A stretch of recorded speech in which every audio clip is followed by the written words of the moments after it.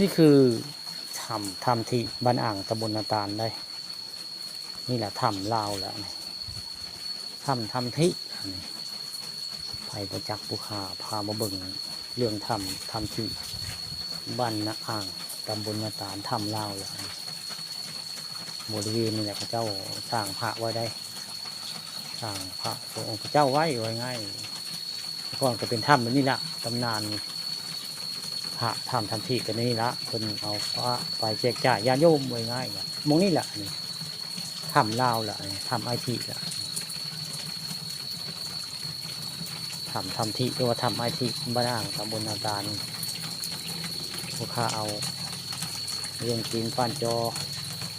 มาให้เบิ่งเรื่องทำเรื่องหิวนี่แหละมองทำที่แสดงนี่ก็มองผู้ยาซาเพิ่นมานอนจำศีลภาวนาในหมองมีศาสตร์มีแสดงเลยบริเวณทำที่นี่ก็ทำเล่าแหละทำที่มันก็คือทางเขาทำเลยทางเขาทำมีสองทางเลยมีหูดิกลงไปแล้วกับมีหูโรยเลยแปลว่าต่ำลงเจ้าทำดังเฮินด้านมองแต่ว่าเดี๋ยวนี้ทำขึ้นต่ำลงได้ทางหลังหลังพระนี่แหละทางเขาทำมีสองมองใกล้ๆกันได้ทำปิดลงต่ำลงไว้นะบนปิดมันต่ำลงนี่ก็คือทำที่ทำไอที่แหละนี่มองบุคคาว่ามาจานี่ก็ตำนานไอที่ได้ขับเอาพระอยู่ในถ้ำนี่แหละอันนี้ก็เป็นหมองเจ้ามารับบูชาเนี่ยหมองดอกไม้ได้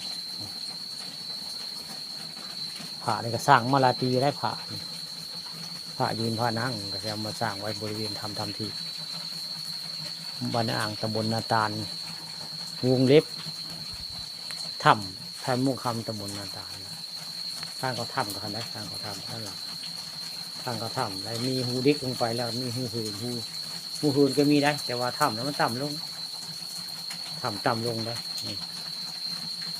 มีสองหูเลยหูเชิงเข้าไปแล้วหูดิกลงไปได้มีสองหูทำที่ทางเขาวันนี้ก็ได้เอา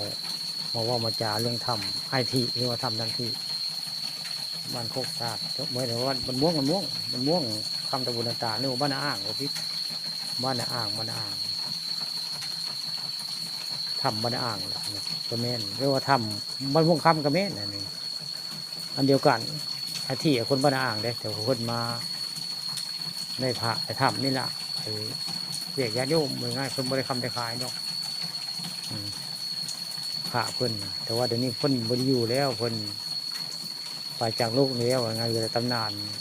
พระธรรมเพิ่นนี่คือได้พระอาทิพระธรรมที่นะสิ่งที่รับเนาะเรือเสื้อคือเงินเพิ่นเอาพระมาได้นะทำในเรื่องนี้ละนี่เพิ่นเข้าได้เขาทำไม่ได้อาทินี่แหละทางเขาทำอาทินี่แหละมองนี่แหละทางเขาทำนี่แหละทางเขาทำบนเครื่องหน้าบุคายที่ทางเข้าทำที่อย่างบ้านอ่างตำบลนาตาลบุคาปนกรรมชมเอามาว่ามาจาเรื่องทำที่บ้านอ่างตำบลนาตาลวงเล็บทำบนมุ่งคำตำบลนาตาล